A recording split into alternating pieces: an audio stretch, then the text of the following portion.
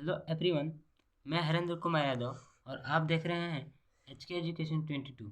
आज मैं नए वीडियो के साथ पुनः आपके सामने आया हूं और मेरा आज का वीडियो रहेगा भाषा पर। मेरा आज टॉपिक रहेगा भाषा पर, हिंदी व्याकरण से, जिनको हम इंग्लिश में लैंग्वेज कहते हैं। ठीक है, तो चलिए मैंने यहाँ परिभाषा लिख दिया है।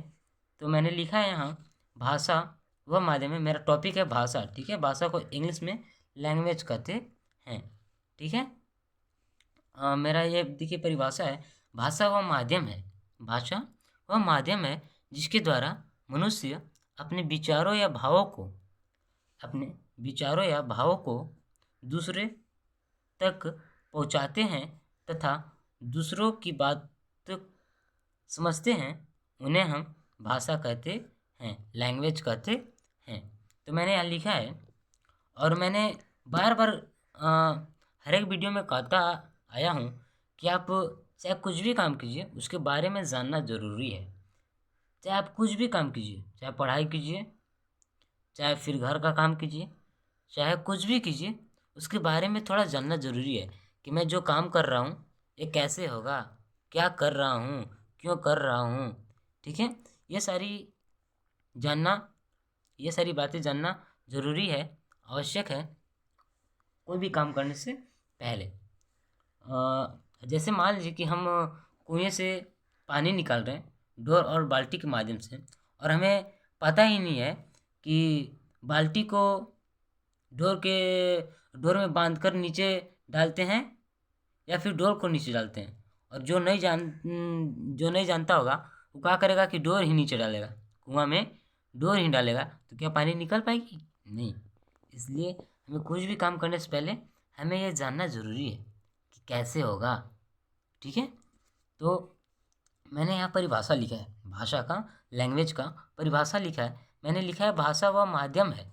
भाषा वह माध्यम है जिसके द्वारा मनुष्य भाषा वह माध्यम है। अब देखिए, माध्यम का मतलब क्या होता है? माध्यम यानी कि सुविधा, रिसोर्स। माध्यम मतलब सुविधा, रिसोर्स। भाषा वह सुविधा है, भाषा वह माध्यम है जिसके द्वारा मनुष्य अपने विचारों या भाव को, अच्छा यहाँ सिर्फ बोला गया है जिसके द्वारा मनुष्य, तो सिर्फ मनुष्य ही क्यों? सिर्फ मनुष्य ही क्यों? मनुष्य की जगह पर दूसरा भी तो लिख सकता था, व्याकरण दूसरा कुछ भी तो हो सकता था। मनुष्य, या फिर यहाँ रहता मनुष्य, जंतु है, दूसरा कुछ भी रहता, परंतु यहाँ सिर्फ मनुष्य लिखा गया है। तो मनुष्य ही सिर्फ क्यों?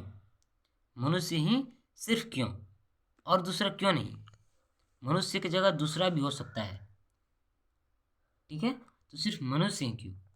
तो चलिए मैं बताता हूँ कि सिर्फ मनुष्य ही क्यों लिखा है। ठीक है, जिसके द्वारा मनुष्य, तो देखिए व्याकरण में, भाषा का परिभाषा में सिर्फ मनुष्य इसलिए लिखा गया है क्योंकि जो भाषा की बात कर रहे हैं वो सिर्फ मनुष्य ही समझ सकता है। मनुष्य की बात मनुष्य ही समझ सकता है। मनुष्य की बात मनुष्य ही समझ सकता है। मनुष्य की बात कोई और जंतु नहीं समझ सकता है, इसलिए सिर्फ मनुष्य ही लिखा गया है। ओके, जैसे मान लीजिए कि हम मनुष्य, जैसे हम बोल रहे हैं, हम गाय से बात कर रहे हैं, तो क्या गाय मेरी बात को समझ सकती है? नहीं। अगर हम वही दूसरे मनुष्य से बात करें तो वो हमारी विचार को, भाव को समझ सकती है। ठीक है, वो हमारे बातों को समझ सकती है। ठीक है, कौन? दूसरा व्यक्ति समझ सकता है, गाय नहीं समझ सकती है। ओके, कोई जानवर नहीं समझ सकता है मेरी बात को। ठीक है, तो इसलिए सिर्फ मनुष्य ही लिखा गया है क्योंकि मनुष्य की बात सिर्फ और सिर्फ मनुष्य ही समझ सकते हैं, कोई और नहीं समझ सकता है। ठीक है, अब देखिए आगे, जिसके द्वारा मनुष्य अपने विचारों या भावों को दूसरे तक पहुंचाते हैं। जो मनुष्य का विचार होता है, कभी दिमाग में आता है विचार या भाव आता है, वो दूसरे तक शेयर करते हैं। जैसे आज मेरा विचार किया कि अ, हमें रोटी खाना है, ठीक है। तो मैंने अपने माँ से कहा, माँ मुझे आज रोटी खाना है। तो ये कहाँ आया, पहले हमारे विचार मन में आया, दिमाग में आया, ठीक है, दिल और दिमाग में आया कि नहीं आज हमें रोटी खाना चाहिए। बहुत दिन हम दाल और चावल खा लिए, दाल और भात खा लिए, आज हमें रोटी खाना चाहिए। तो ये पहले कहाँ से आई, पहले माइंड में आई, विचार ये माइंड में आई, और मैंने उस विचार को अपनी माँ तक शेयर किया कि माँ मुझे रोटी खाना है, रोटी बनाओ। ओके। तो जो मेरे मन में, मेरे दिमाग में जो विचार आया, और विचार को मैंने दूसरे यानी कि माँ से शेयर किया, पहुँचाया, उसे क्या कहते हैं, भाषा कहते हैं, लैंग्वेज कहते हैं। अब देखिए आगे है, तथा दूसरे की बात को जो समझते हैं, तथा दूसरे की बातों को समझते हैं। अच्छा, माँ वाला ही उदाहरण लेते हैं। जैसे माँ से मैंने बोला कि माँ मुझे आज रोटी खाना है। ओके। तो माँ कहेगी कि नहीं बेटा, रोटी नहीं खाना है अभी, हमें अभी आटा का मतलब स्थिति खराब है। माँ बोलेगी ऐसे, तो हम उसकी बात को समझ सकते हैं कि हाँ अभी आटा नहीं है, गेहूँ नहीं है, इसके कारण माँ बोल रही है। तो मैंने क्या किया, वहाँ माँ की बातों को समझ लिया, ठीक है, समझा। उसी को क्या कहते हैं, भाषा कहते हैं। दूसरे की बातों को समझना, अपनी बातों को दूसरे तक शेयर करना, दूसरे तक पहुँचाना, ये सभी क्या होती है, भाषा कहलाती है, लैंग्वेज कहलाती है। अब देखेंगे हम लोग कि लैंग्वेज, भाषा कितने प्रकार के होते हैं, ठीक है। अच्छा, इसमें और छूट गया था, मैंने यहाँ छोड़ दिया था, यहाँ है उसी में, मनुष्य अपने मनुष्य अपने विचारों को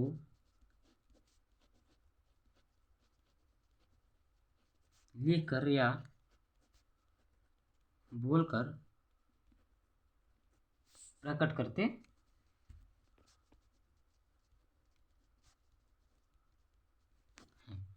देखिए मैंने यहाँ छोड़ दिया था, सॉरी। मनुष्य अपने विचारों को लिख कर या बोल कर प्रकट करते हैं। अब जो मनुष्य हैं अपने विचार को, अपने भाव को क्या करते हैं, या तो लिख कर बोलेंगे, सॉरी, या तो लिख कर कहेंगे, या तो फिर बोल कर कहेंगे, या तो लिख करके या फिर बोल करके कहेंगे। तो ये जो हुआ, ये मैं आगे पढ़ूंगा भाषा के रूप में, भाषा के प्रकार में मैं अच्छे तरीके से इसके बारे में पढ़ूंगा। लिख कर या जो बोल कर यहाँ दिया हुआ है उसके बारे में मैं अच्छे तरीके से भाषा के प्रकार में पढ़ूंगा, भाषा के रूप में पढ़ूंगा। तो चलिए आगे देखते हैं भाषा के प्रकार, भाषा के प्रकार, ठीक है। तो यहाँ होगा भाषा के दो प्रकार होते हैं। भाषा के कितने प्रकार होते हैं, भाषा के दो प्रकार होते हैं, ठीक है। पहला मौखिक भाषा, पहला मौखिक भाषा, और दूसरा लिखित भाषा, और दूसरा लिखित भाषा। भाषा कितने प्रकार के होते हैं, भाषा दो प्रकार के होते हैं, पहला मौखिक भाषा और दूसरा लिखित भाषा, ठीक है। अब हम लोग देखते हैं मौखिक भाषा किसे कहते हैं और लिखित भाषा किसे कहते हैं, क्योंकि जब तक हम इसके बारे में, इसकी परिभाषा को नहीं पहचानेंगे तब तक हम नहीं समझ पाएंगे कि मौखिक भाषा और लिखित भाषा क्या होते हैं, ठीक है। तो मैं यहाँ मौखिक भाषा का परिभाषा लिखता हूँ, ठीक है। मौखिक भाषा, मौखिक भाषा मौखिक भाषा, मौखिक भाषा, भाषा हम उसे कहते हैं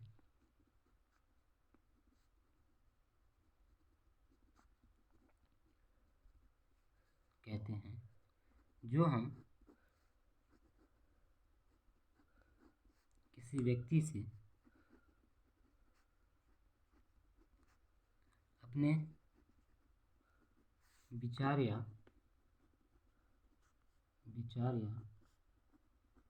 भाव को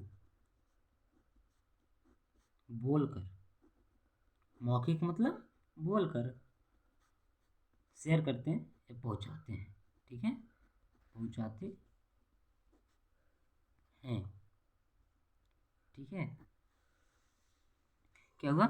मौखिक भाषा का मैंने परिभाषा लिखा है। मौखिक भाषा हम उसे कहते हैं जो किसी व्यक्ति से अपने विचार या भाव को बोलकर पहुंचाते हैं, बोलकर शेयर करते हैं, अपने भाव या विचार को बोलकर दूसरे व्यक्ति तक शेयर करते हैं, दूसरे व्यक्ति तक पहुंचाते हैं, उसे हम मौखिक भाषा कहते हैं। मौखिक मतलब बोलकर, मौखिक मतलब बोलकर। ठीक है, जैसे रोटी वाला ही मैं उदाहरण लेता हूँ। जैसे माँ मुझे, उदाहरण मैंने यहाँ जैसे लिख दूंगा, माँ मुझे रोटी खाना है। माँ मुझे रोटी खाना है। ये क्या हुआ? मेरे दिमाग में ऐसा विचार उत्पन्न हुआ, मेरे दिमाग में ऐसा विचार आया कि माँ मुझे रोटी खाना है। ठीक है, मैं माँ से बोलूँगा माँ मुझे रोटी खाना है, तो क्या बोल कर कहूँगा? ठीक है, माँ मुझे रोटी खाना है। ठीक है, ये मैं बोल कर कहूँगा कि माँ मुझे रोटी खाना है। ठीक है, इसको हम, माँ मुझे रोटी खाना है, तो ये क्या हुआ? मेरे दिमाग में विचार आया कि मुझे रोटी खाना है, तो मैंने माँ से शेयर कर दिया कि माँ मुझे रोटी खाना है, तो ये हुआ मौखिक भाषा। ठीक है, अब हम लोग देखते हैं, ये तो पहला हम लोग देख लिए मौखिक भाषा। अब हम लोग दूसरा देखेंगे। दूसरा है लिखित भाषा। दूसरा है लिखित भाषा। ठीक है, तो मैं यहाँ लिखता हूँ दूसरा लिखित भाषा। दूसरा लिखित भाषा। ठीक है, वैसी भाषा, जस्ट इसका जो मैंने पीछे लिखा था मौखिक भाषा का जस्ट ऑपोजिट हो जाएगा। ठीक है, जस्ट उल्टा हो जाएगा। वैसी भाषा जो हम लोग, जो हम या हम लोग, जो हम लोग अपनी विचार या भाव को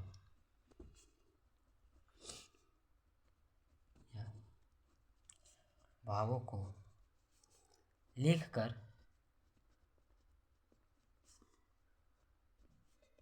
दूसरे तक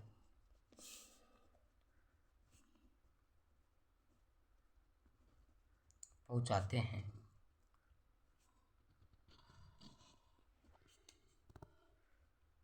उन्हें हम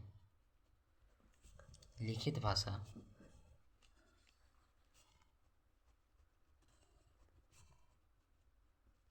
कहते हैं। ठीक है, जो मतलब हम लिख कर दूसरे तक पहुंचाते हैं, दूसरे तक शेयर करते हैं, उन्हें हम लिखित भाषा कहते हैं। मैंने यहाँ लिखा वैसी भाषा, वैसी भाषा, वैसी लैंग्वेज जो हम लोग अपनी विचार या भाव को लिख कर दूसरे तक पहुंचाते हैं, लिख कर दूसरे तक पहुंचाते हैं, शेयर करते हैं, उन्हें हम लिखित भाषा कहते हैं। जैसे मुझे कलम दो, मुझे कलम दो, मतलब ये सिंपल है। हमें कुछ भी वस्तुएं चाहिए, हम कुछ भी दूसरे से कहना चाहें तो हम लिख कर जो बोल देंगे, जो हम लोग लिख कर दे देंगे, तो वो क्या हुआ, लिखित भाषा हुआ, वो लिखित भाषा हुआ। जैसे और देख लीजिए, मोहन तुम्हें आज नहीं जाना चाहिए, जाना चाहिए, मोहन आज तुम्हें नहीं जाना चाहिए। तो ये क्या मैंने किया, ये लिखकर मोहन को दिया कि मोहन मुझे मोहन तुम्हें आज नहीं जाना चाहिए। तो ये सब क्या हुआ, जो मैं मतलब लिख कर दूसरे तक शेयर करता हूँ, दूसरे तक पहुँचाता हूँ, वो क्या हुआ, लिखित भाषा हुआ।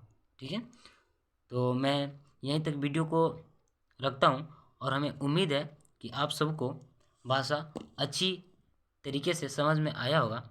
और कहीं भी गलती हुआ होगा मुझसे तो हमें ज़रूर बताएं, क्योंकि मैं भी एक विद्यार्थी हूँ और ऐसा नहीं है कि मुझसे कहीं गलती नहीं हुआ होगा, लेकिन फिक्स है, 100% है कि मुझसे गलती हुआ होगा। और वो गलती को हमें उम्मीद है कि आप सभी हमसे बताएंगे, ताकि मैं उस गलती को अगले बार से सुधार सकूं। So thank you for watching my video. मैं मिलता हूं अगले नए वीडियो के साथ, तब तक के लिए जय हिंद, जय भारत, वंदे मातरम।